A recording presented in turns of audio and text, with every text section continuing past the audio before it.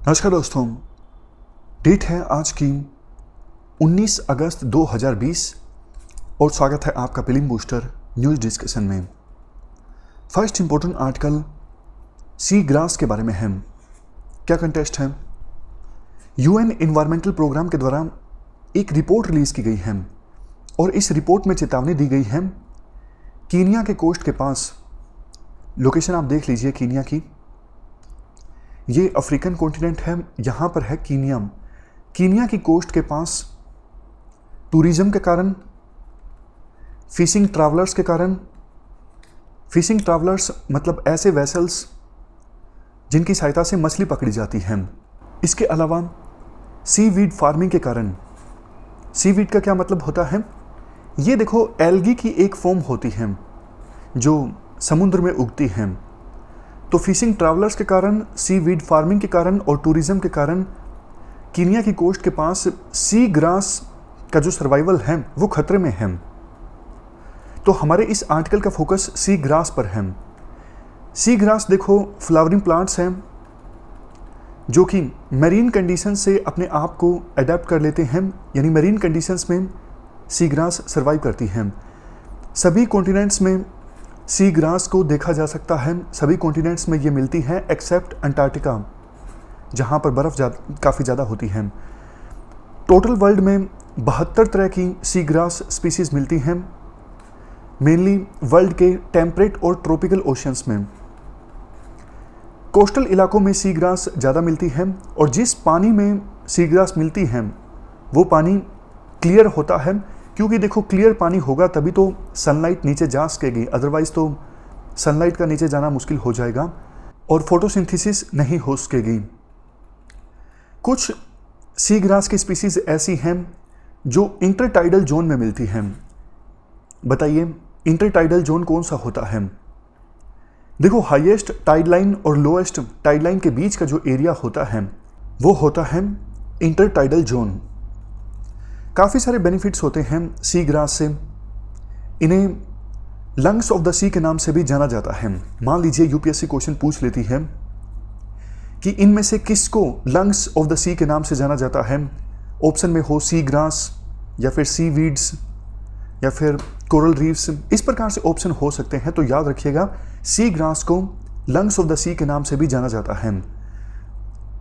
Studies के अनुसार 1 square metre की जो सी ग्रास होती है वो हर एक दिन 10 लीटर ऑक्सीजन जनरेट करती है फोटोसिंथेसिस की प्रोसेस से।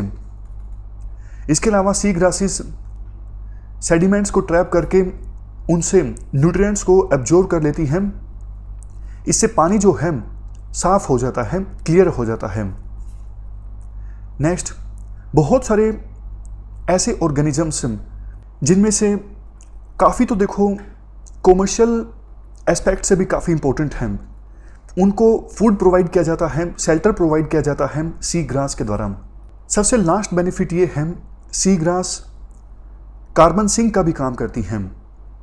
देखो, ट्रॉपिकल रेन फॉरेस्ट जितने कार्बन को एब्जॉर्ब करते हैं उससे 40 गुना ज़्यादा कार्बन को एब्जॉर्ब किया जा सकता है सी ग्रास के द्वारा, और फिर सैकड़ों ईयर्स तक सी ग्रास उस कार्बन को स्टोर करके रखती हैं।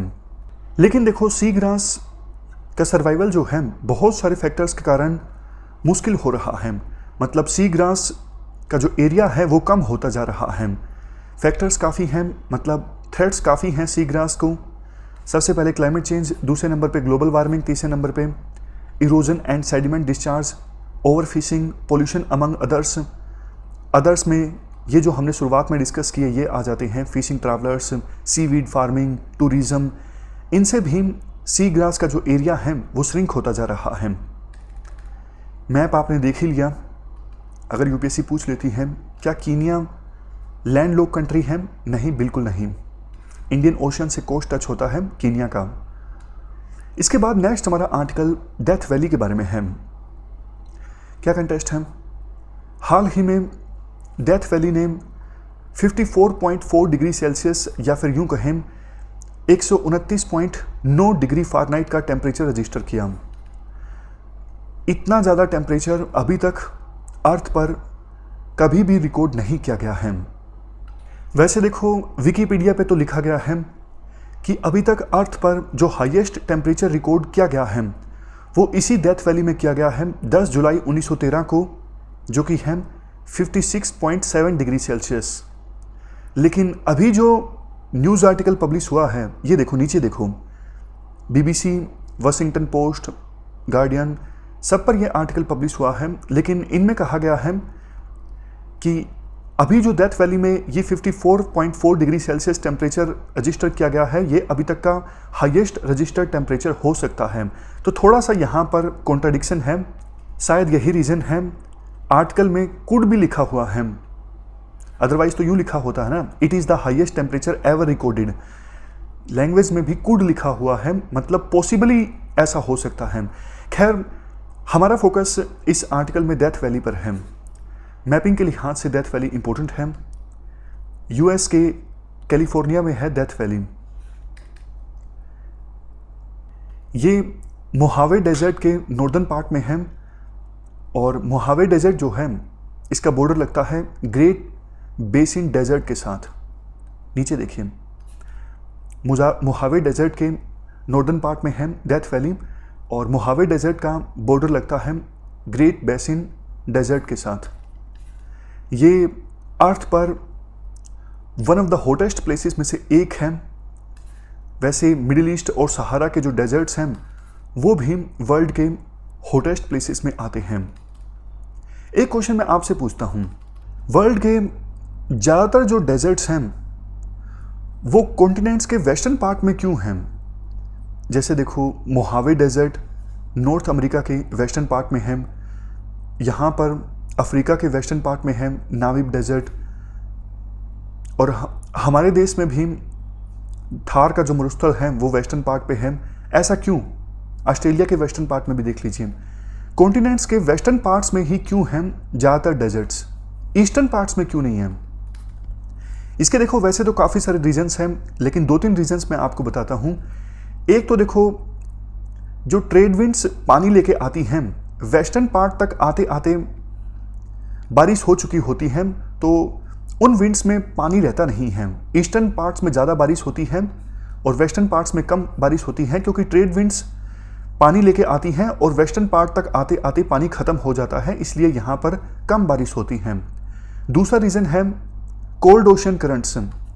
वेस्टर्न पार्ट्स में कोल्ड ओशन करंट्स आती हैं, जिसकी वजह से कोस्टल पार्ट्स में स्टेबिलिटी रहती है, क्लाउड फॉर्मेशन नहीं हो पाता।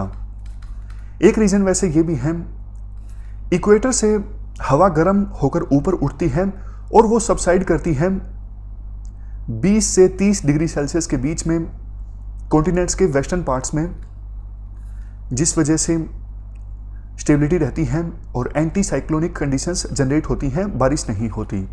तो ये कुछ रीजंस हैं, वैसे और भी रीजंस हो सकते हैं। चलते हैं आगे। Next article positive pay mechanism के बारे में है।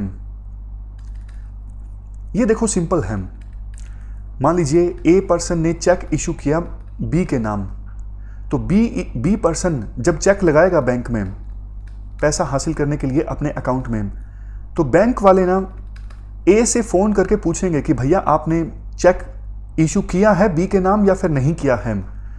अब आपके मन में आया होगा कि इसकी आवश्यकता क्या है। इसकी आवश्यकता देखो ये है, क्योंकि चेक के नाम पर आज के समय में फ्रॉड काफ़ी ज़्यादा होते हैं, फर्जी साइन कर लिए जाते हैं, काफ़ी बार फैब्रिकेटेड चेक लगा दिए जाते हैं बैंक में, तो अकाउंट होल्डर्स को नुकसान हो जाता है। बाद में वो बोलते हैं कि मैंने तो चेक कोई इशू किया ही नहीं, मेरे नाम पर किसी ने पैसा निकलवा लिया।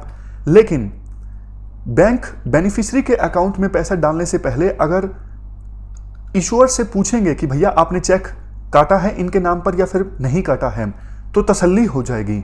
यही है पॉजिटिव पे मैकेनिज्म। अभी आईसीआईसीआई बैंक तो ऐसा करता है, लेकिन सभी बैंक्स ऐसा नहीं करते हैं। तो रिजर्व बैंक ऑफ इंडिया ने कहा है कि सभी बैंक्स ऐसा करें ताकि चेक के नाम पर होने वाले फ्रॉड्स को कम से कम किया जा सके। चलते हैं आगे। अगला आर्टिकल टीफेक के बारे में है, मतलब technology information forecasting and assessment council. इस काउंसिल के बारे में हमने पहले भी डिस्कस किया था। ये इस काउंसिल का काम अच्छा है। क्या करती है ये काम? ये काउंसिल देखो एसेस करती है। फॉर एग्जांपल आर्टिफिशियल इंटेलिजेंस मान लीजिए, ये काउंसिल एसेस करेगी कि आर्टिफिशियल इंटेलिजेंस के क्षेत्र में अभी हमारे देश में टेक्नोलॉजी कैसी है, रिसर्च हो रही है, नहीं हो रही है। फिर सरकार को बताती है कि इस एरिया पर ध्यान देने की आवश्यकता है, इस एरिया में हमारे देश में टेक्नोलॉजिकल डेवलपमेंट काफ़ी स्लो है। वही किया है अभी इस काउंसिल ने। इस काउंसिल ने सरकार को कहा है केमिकल इंडस्ट्री में इंफ्रास्ट्रक्चर जो है हमारे देश में काफ़ी वीक है, इस वजह से हम चाइना का मुकाबला नहीं कर पा रहे हैं। तो फिर सरकार ध्यान देगी और केमिकल इंडस्ट्री में ज़्यादा इंफ्रास्ट्रक्चर इस्टेब्लिश होगा ताकि हम चाइना का मुकाबला कर पाएँ। तो ये एक ऑटोनोमस ऑर्गेनाइजेशन है, थिंक टैंक है, जो सेटअप किया गया था 1988 में department of science and technology के अंतर्गत। ऑलमोस्ट 32 साल हो गए हैं इस काउंसिल को काम करते करते। अभी तक बहुत सारे डॉक्यूमेंट्स इस काउंसिल के द्वारा जारी किए गए हैं। हमारे देश में टेक्नोलॉजी की डेवलपमेंट हमारे देश में टेक्नोलॉजी की डेवलपमेंट को एसेस करने के लिए और रिपोर्ट्स जारी की हैं, जिसके बेस पे सरकार पॉलिसी बना सकती है कि इस टेक्नोलॉजी पर ज़्यादा काम करने की आवश्यकता है, इस टेक्नोलॉजी के एरिया में ज़्यादा इंफ्रास्ट्रक्चर क्रिएट करने की आवश्यकता है। नेक्स्ट आर्टिकल भात भूत प्रोजेक्ट के बारे में है। कंटेक्स्ट इंपॉर्टेंट नहीं है। गुजरात सरकार ने जॉइंट वेंचर को टेंडर दिया है इस प्रोजेक्ट को कंप्लीट करने के लिए। तो जिस प्राइवेट कंपनी को टेंडर दिया गया है वो याद रखने की आवश्यकता नहीं है। प्रोजेक्ट के बारे में यूपीएससी क्वेश्चन पूछ सकती है। भात भूत प्रोजेक्ट है क्या? ये देखो नर्मदा रिवर के ऊपर है और ये गांव का नाम है भात भूत। इस गांव से सिर्फ 5 किलोमीटर की दूरी पर है ये प्रोजेक्ट, इसलिए नाम गांव के नाम पर है भात भूत प्रोजेक्ट। रिवर जो नर्मदा रिवर है, नर्मदा रिवर के माउथ से 25 किलोमीटर की दूरी पर है। यानी इस प्रोजेक्ट से 25 किलोमीटर बाद चलने के बाद रिवर जो है गल्फ ऑफ खंबात में गिर जाती है। माउथ का मतलब होता है वो स्थान जहाँ पे रिवर जो है लेक में गिर जाती है, दूसरी रिवर में मिल जाती है या फिर सी में गिर जाती है। ये प्रोजेक्ट देखो एक बड़े प्रोजेक्ट कल्पासर प्रोजेक्ट का पार्ट है, जिसका मेन मकसद ये है 30 किलोमीटर का डैम इस्टेब्लिश करना गल्फ ऑफ खंबात में, भरूच और भावनगर डिस्ट्रिक्ट के बीच। ये जो भात भूत प्रोजेक्ट इस्टेब्लिश किया जाएगा, ये क्या करेगा? सरदार सरोवर डैम के बाद एक्सेस में जो पानी पहुंच रहा है और समुद्र में गिरने वाला है उसको रोकेगा। एक स्वीट वाटर लेक इस्टेब्लिश करेगा ऑलमोस्ट 600 मिलियन क्यूबिक मीटर्स की। इससे एक नुकसान ये हो सकता है जो कि फिशरमैन की शिकायत है और फिशरमैन इसको लेके प्रोटेस्ट भी कर रहे हैं। उनका कहना है फिशिंग पैटर्न पर इम्पैक्ट पड़ेगा इस प्रोजेक्ट की वजह से। खास करके जो हिल्सा फिश हैं वो अपने हैबिटेट को चेंज कर सकती हैं और लोकल जो मछुआरे हैं वो हिल्सा फिश को नहीं पकड़ सकेंगे। इससे उनका जो जीवन यापन है वो प्रभावित होगा। चलते हैं आगे। Next article innovation challenge fund in India के बारे में है। क्या कंटेस्ट है? यूके की सरकार ने 3 मिलियन पाउंड का एक इनोवेशन चैलेंज फंड लॉन्च किया है इंडिया में। एम ये है हमारे देश में एकेडमिया में या फिर इंडस्ट्री में जो साइंटिस्ट काम कर रहे हैं उनको सपोर्ट करना, ताकि कोविड-19 जैसे ग्लोबल चैलेंजेस या फिर इन्वायरमेंट को प्रोटेक्ट करने की दिशा में स्टेप्स उठाए जा सकें। फंड देखो यूके इंडिया टेक पार्टनरशिप को और ज़्यादा मजबूत करेगा। इस यूके इंडिया टेक पार्टनरशिप को लॉन्च किया गया था 2018 में इंडिया और ब्रिटेन के प्राइम मिनिस्टर्स के द्वारा। एक और प्रोजेक्ट है, इसके बारे में भी आप जान लीजिए, प्रोजेक्ट निर्माण श्री। ये यूरोपियन यूनियन ने लॉन्च किया था उड़ीसा और महाराष्ट्र के 4 जिलों में। एम ये था महिलाओं को एम्पावर करना, उनको स्किल्स प्रोवाइड करके हाउसिंग सेक्टर में। इम्प्लीमेंट कौन कर रहा है इस प्रोजेक्ट को? Habitat for Humanity India. ये एक housing focused not for profit organisation है जो कि इस निर्माण श्री प्रोजेक्ट को इम्प्लीमेंट कर रही है। अब लास्ट में हम रिवाइज कर लेते हैं आज हमने क्या क्या डिस्कस किया। 5 स्टेटमेंट्स हैं आपके सामने, पांचों स्टेटमेंट्स को ध्यान से पढ़ लीजिए और मन में सोच लीजिए। सबसे पहले हम डेथ वैली, आज नीचे से स्टार्ट करते हैं। क्या डेथ वैली इजराइल में है? नहीं, ये यूएसए में है, कैलिफोर्निया में। इजराइल में डेड सी है, ना कि डेथ वैली। उसके बाद भागभूत प्रोजेक्ट तापी रिवर के ऊपर है? बिल्कुल भी नहीं, ये नर्मदा रिवर के ऊपर है। टीफेक ऑटोनोमस ऑर्गेनाइजेशन है, थिंक टैंक है जिसको सेटअप किया गया था 1988 में, department of science and technology के अंतर्गत आता है। काम है देश के लिए टेक्नोलॉजी विजन को फॉर्मुलेट करना। ये स्टेटमेंट सही है। इसके बाद हमारा नेक्स्ट जो स्टेटमेंट है वो पॉजिटिव पे मैकेनिज्म के बारे में है।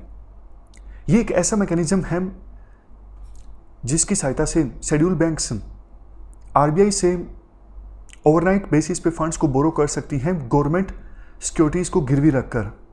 गलत, ये तो सिंपल चेक्स के फ्रॉड को रोकने के लिए है। बेनिफिशियरी के अकाउंट में पैसा डालने से पहले जो बैंक्स हैं वो चेक इशू करने वाले अकाउंट होल्डर से पूछते हैं, डिटेल्स वेरीफाई करते हैं ताकि पता लगाया जा सके कोई फ्रॉड तो नहीं हो रहा है। सबसे लास्ट में sea grass, flowering marine plants हैं जो मरीन कंडीशंस में सर्वाइव करते हैं। मोस्टली डीप बॉटम हैबिटेट में ये पाए जाते हैं। गलत, शैलो वाटर में मिलते हैं।